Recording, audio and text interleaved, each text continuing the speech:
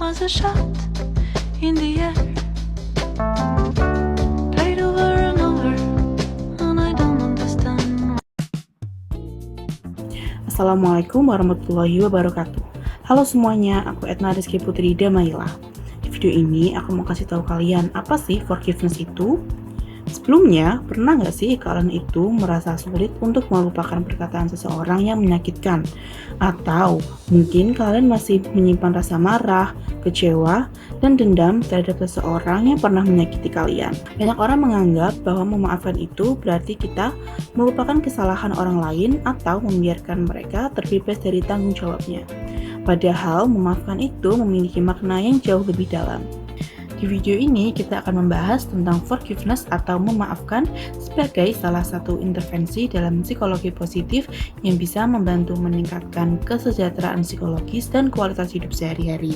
Dalam psikologi positif, forgiveness atau memaafkan merupakan proses melepaskan emosi negatif seperti kemarahan, kebencian, dendam, dan juga keinginan untuk membalas dendam perlakuan buruk yang dilakukan oleh seseorang. Menurut Enright dan Fitzgibbons, forgiveness adalah proses ketika seseorang secara sadar memilih untuk mengurangi perasaan negatif terhadap orang lain yang sudah menyakitinya. Nah, kemudian menggantikan perasaan tersebut dengan perasaan yang positif, seperti empati, belas kasih, dan juga pengertian. Sementara itu, menurut Worthington, menjelaskan bahwa memaafkan itu bukan berarti kita membenarkan kesalahan seseorang, melupakan kejadian yang menyakitkan, atau kembali menjalin hubungan seperti sebelumnya. Akan tetapi, memaafkan itu merupakan upaya untuk membebaskan diri sendiri dari beban emosional yang selama ini dipendam. Berbagai penelitian menunjukkan bahwa forgiveness ini memiliki banyak sekali manfaat bagi kesehatan mental maupun kesehatan fisik. Menurut penelitian dari Worthington dan Shearer, ini tuh menunjukkan bahwa individu yang mampu memaafkan, dia memiliki tingkat stres yang cenderung lebih rendah. Terus emosi yang lebih stabil, dan juga kesehatan psikologis yang lebih baik. Selain itu, penelitian dari Toussaint, Worthington, dan Williams menunjukkan bahwa memaafkan ini berkaitan dengan penurunannya gejala depresi, kecemasan, dan juga kemarahan. Beberapa manfaat forgiveness yang telah terbukti secara ilmiah itu ada mengurangi stres dan beban pikiran. Nah, ketika kita terus menyimpan dendam, tubuh ini akan terus berada dalam kondisi tertekan sehingga membuat kita itu lebih mudah merasa lelah dan emosional. Selain itu, forgiveness ini bisa meningkatkan kesehatan mental. Nah, orang yang memaafkan ini cenderung lebih bahagia, lebih tenang, dan memiliki kepuasan hidup yang lebih tinggi. Selanjutnya, itu bisa memperbaiki hubungan sosial. Nah, memaafkan ini bisa membantu seseorang untuk membangun hubungan yang lebih sehat dan mengurangi konflik yang berkepanjangan dengan orang lain. Yang terakhir, forgiveness ini bisa meningkatkan kesehatan fisik. Jadi, ada beberapa penelitian yang menunjukkan bahwa kemampuan memaafkan ini berkaitan dengan tekanan darah yang lebih stabil, kualitas tidur yang lebih baik, dan sistem kekebalan tubuh yang lebih optimal. Artinya, memaafkan ini tidak hanya baik untuk kesehatan mental aja, tapi juga memberikan dampak positif bagi kesehatan tubuh secara keseluruhan. Sekarang, ayo coba kita lihat contoh sederhana dari forgiveness ini dalam kehidupan sehari-hari. Misalnya, ada seorang mahasiswa yang dia itu merasa sakit hati karena teman yang dia percaya ini menyebarkan rahasia tanpa izin. Nah, akibatnya dia jadi merasa marah, kecewa, dan overthinking. Jadi terus memikirkan kejadian tersebut selama berhari-hari.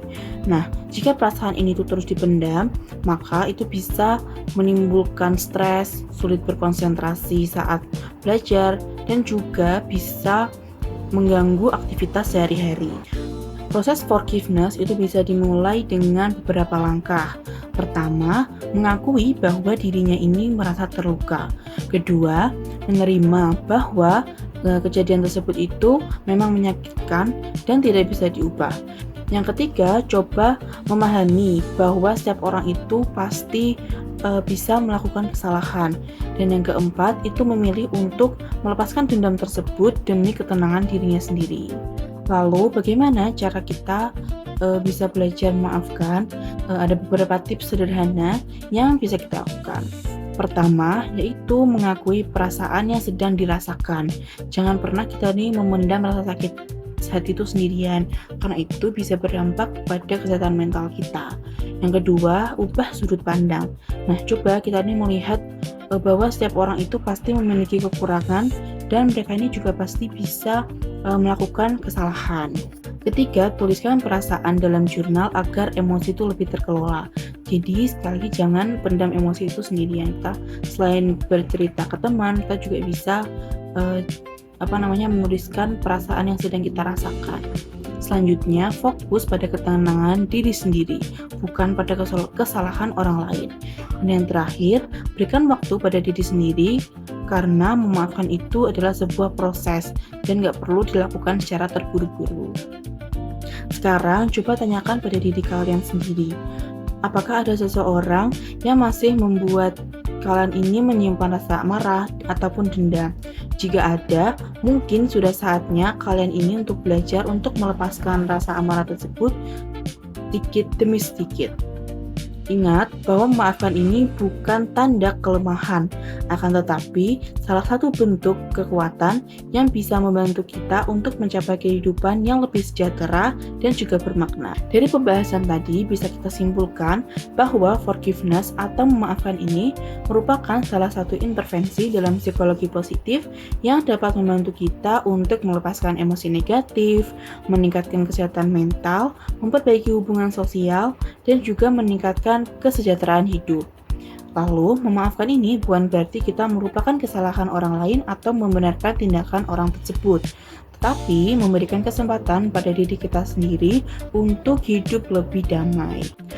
Perlu diingat bahwa menyimpan dendam itu hanya akan menjadi beban yang terus kita bawa, sedangkan memaafkan akan menjadi langkah untuk membebaskan diri. Terima kasih sudah menyimak video ini.